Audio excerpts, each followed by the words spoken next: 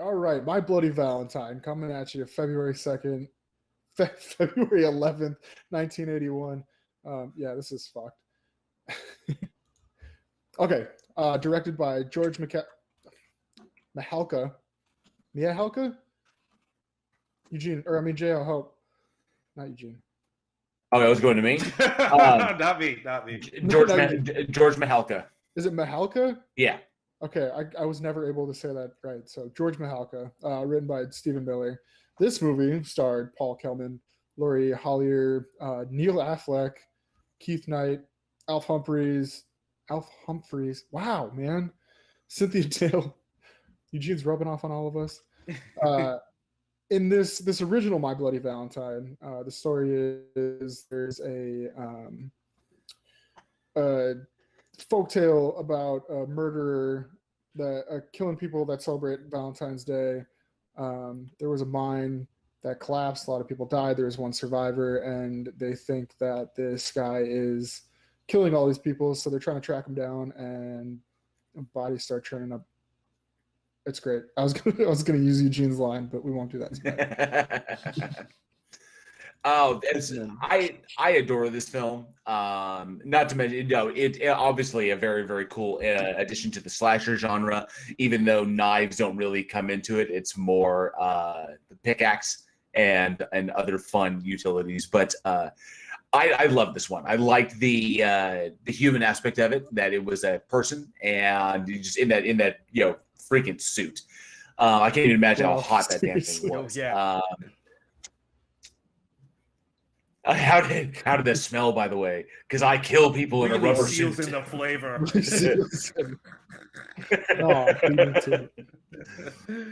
But one thing it has to be said about this movie is 1981 when this released in the States, and this movie was highly reviled. Yeah. I don't know what it was about 1981, but there were a lot of horror films that were just hated when they came out, because The Thing also came out in 1981 and was just absolutely torn apart at the critics. The depiction of violence in this. Now, I think that this was because we're in the early 80s. The slasher genre has been established. Texas Chainsaw Massacre, Halloween, Friday the 13th, The Burning, so on and so forth. And now all of a sudden, I think we were in the one-upman ship of the horror genre, where the next one's got to be bigger, flashier, gorier, nastier, more sex, more tits, more ass, more people getting killed in more gruesome ways or more creative ways. And I think that this was one of those big hits. And I thought some of the stuff in this, especially for the early 80s, was really, really intense. And I can see why some people freaked out. Very similar to Silent Night, Deadly Night in its depictions of violence and, kind of depravity. And so a deeply reviled film that a lot of people rejected when it first came out. Now it's considered to be a legend. Had it when it came out for its rating, they forced them to cut 9 minutes out of the film.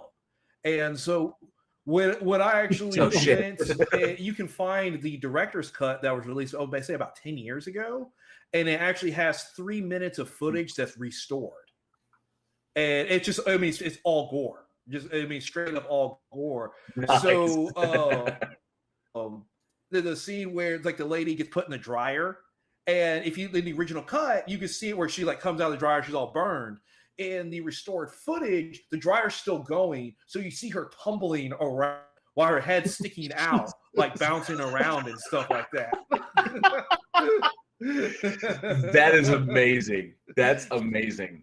So if you ever get a chance to watch, you can tell the difference because some of the footage looks grainy. Like you can tell there just wasn't really like the color correction and stuff like that done that they did for the original one. But it's fucking worth it. It's, like I said, 3 minutes of just adding gore. That's awesome, and we see that a lot. That gore or extreme violence just shaved down because the MPAA feels it's just a little too much. It's like, oh, come on. We didn't need that extra 30 seconds or that extra minute of violence. You could shave that off. It's like, all right, to make the, to get that coveted R rating. This movie was great. And if you didn't know, this Quentin Tarantino named this film his all-time favorite slasher film. it was great. And I saw this one after I saw the newer one, and I was like, okay, now I understand what it was supposed to be. So I was pleasantly surprised with the original being pleasantly surprised. I guess sarcastically surprised that the original was much better than the remake. But I thought, yeah, I agree with you on that. I thought that the remake wasn't soulless, and we have seen it wasn't terrible.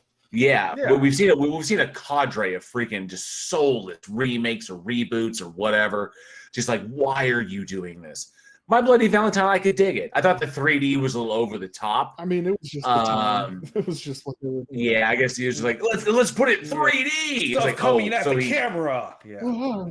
So he sticks the pickaxe in my face. It's like, that's fucking great. Yeah, no, it was good. And there was like a lot of this movie. I was doing research on it, and it was filmed in Nova Scotia in the mines, and the stuff that they had issues with on this set were just so Canadian. There was a fake corpse shipped in a coffin to the set, and it flipped out. The Canadian Border Patrol flipped out, or the customs was freaking out because they're like, "What the fuck?" And then, that looked like a real dead body there. You kind of had us concerned there for a minute, don't you know? I'd be like, "Oh, open it up. Oh, sorry. Hey, Susan, there's a body in here. There's a body in this box over here."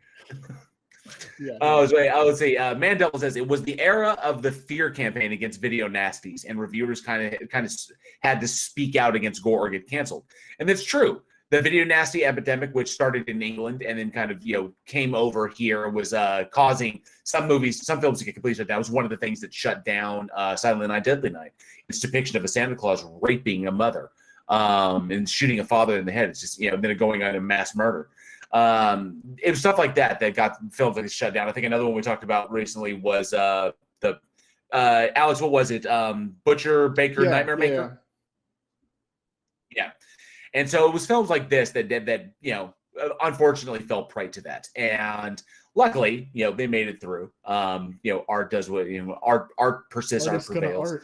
Art is gonna art. The thing that always comes out, some would say that this was trying too hard to be Friday the 13th, to be the next Friday the 13th, which it may have been. The cinematography is somewhat similar. It hit the same kind of trope. It was a I wouldn't say a shot for shot, but it used a lot of the same cinematography tricks. So you could call it kind of a following in its footsteps. But it took chances that Friday the 13th did not, that Sean S. Cunningham did not take on that film. And the one thing that fascinated me was how dangerous this set was to work on. Because few people know that the film was actually shot in a working mine, something like 1,600 feet below the surface of the earth. The thing is, mines are inherently dangerous, whether they are closed. I mean, people die in them all the time. And so, this is clearly, it's a low budget slasher film. Hands down, you can tell it's a low budget film. And so it's cheaper. They found a town in the middle of nowhere and actually shot in it. And it's not like it's just a little bit in the mine. They spent a lot of time in that mine. And so when you're taking actors and your crew down 1,600 feet and you're shooting various scenes, and they had things like mine collapses and stuff where they hit the beams and the rocks come down towards the very end. They had the chase. They had where they jump on the trolley system that they have. And even though even in the film, it didn't move that fast, that's still something moving. It's still dangerous. It's very dangerous, but they were able to work it out. There's no one that I was doing research, no one that I heard of got hurt or anything like that. So they were able to take precautions that way, but you're shooting in a working mine. I don't know another film that's shot in a working mine. Yeah, I don't. It's weird that because every production has insurance, and insurance is going to sign off in your production before they'll guarantee anything. And so I'm sitting there thinking, like, okay, so we're going to take cameras, we're going to take lighting equipment, we're going to take actors, people, and crew, and we're going to keep it minimal. We're going to keep it very skeleton, but we're going to go down like some 1,650 feet below the surface of the earth into a working mine. where we have to be concerned about gas leaks, methane, various crap. And then we're going to bring lighting kits and electricity and light up this whole area like you would light up a movie set. And shoot this down there. I think that is wild beyond comparison. Mandel says Nova Scotia, they should have shot it in the money pit on Oak Island. That is a whole nother story. The Oak Island mystery. That's that should be saved for another podcast. But you're right. That was crazy. And looking back, I don't think any production would be greenlit with that kind of. They would fake it. They would build that in a sound studio. Maybe do the exteriors of the mine. Maybe people going in and out of the entrance. But the interiors of that would be done on a soundstage. Absolutely, you can't have your actors running around, in the dark, and then of course, running electricity down 1,600 feet, down into the ground. You don't know what's going to happen. You could wind up with the entire crew in the dark. You could wind up with a methane leak that the lighting equipment could accidentally trigger. You're looking at all kinds of just danger, death. But hey, man, it was the 80s. Cocaine was a hell of a drug, and let's just fucking do it.